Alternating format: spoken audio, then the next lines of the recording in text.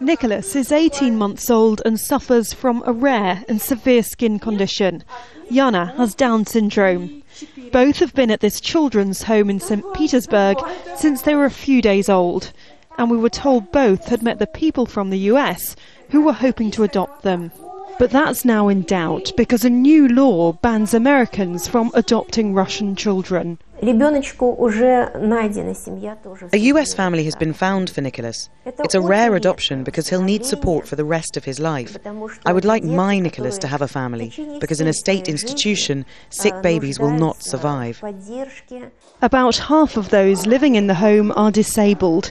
Their chances of being adopted within Russia are slim.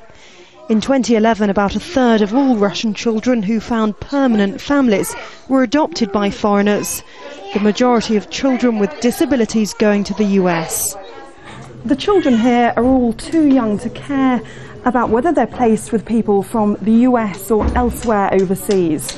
All they want is love and stability. The legislation was passed in December in direct response to a new US law which introduced sanctions against Russian officials accused of human rights abuses. A recent poll suggested that just over half of Russians back the adoption ban. Supporters saying that children should be looked after within Russia.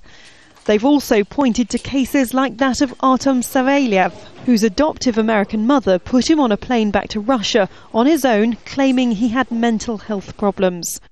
But those who work closely with children say unless attitudes change, international adoption is needed. Our government said we should try to place disabled children with as many Russian families as possible, and that's right. But it's not just the mindset that needs to change, but the whole system. Perhaps then this society will turn its face towards disabled children, and gradually international adoption will decline. Those that work here try to give the children the best possible start. For many of the carers, that ultimately means finding permanent loving homes wherever in the world that might be. Emma Haywood, Al Jazeera, St. Petersburg.